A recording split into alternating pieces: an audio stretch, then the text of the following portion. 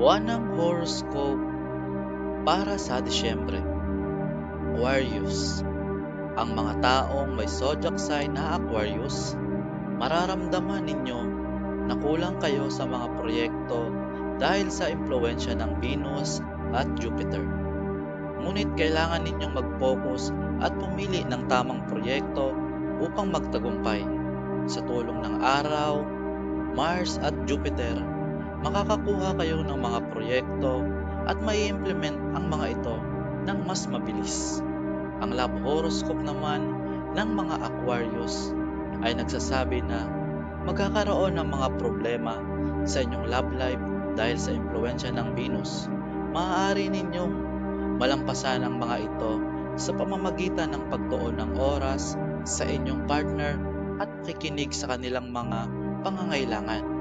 Sa pamamagitan nito, magiging magkasundo ang inyong relasyon sa kabila ng mga pagsubok na kinakaharap. Ang finance horoscope ay nagsasabi na magiging makulay na buwan para sa mga Aquarius.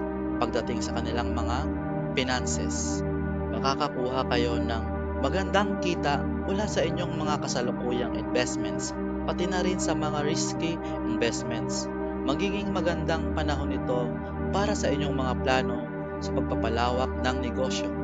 Ngunit, maaari pa rin kayong magkonsulta sa isang astrologo bago gawin ito. Makikinabang din kayo mula sa inyong mga koneksyon sa lipunan at magandang ugnayan sa inyong mga partners. Parang magiging roller coaster ride ang buwan na ito dahil sa hindi paborableng mga kalagayan ng mga planeta.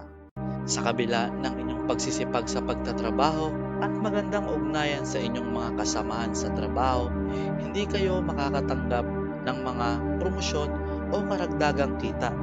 Bukod dito, ang pagpapalit ng trabaho ay may epekto sa inyong karera sa ilalim ng matagalang panahon. Dapat ninyong masusing pag-isipan bago gawin ang mga mahalagang desisyon tungkol sa inyong karera ayon sa inyong career horoscope ngayong buwan. Sa wakas, ang health horoscope ay may magandang mga bagay pagdating sa inyong kalusugan ng katawan at isipan. Makikita ninyo ang pagpapabuti mula sa inyong mga karamdaman at sakit na paulit-ulit upang mapanatili ang mabuting kalusugan sa katawan at isipan. Mahalaga na sundan ang tamang pagdiet, ehersisyo, yoga at meditasyon.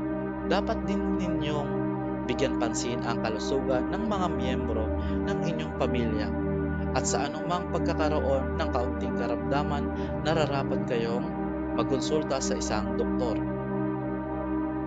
Tip para sa Disyembre: mag-focus sa mga positibong bagay kahit kayo ay may mga pagsubok. Ito ay makakatulong sa inyo na magtagumpay sa inyong buhay.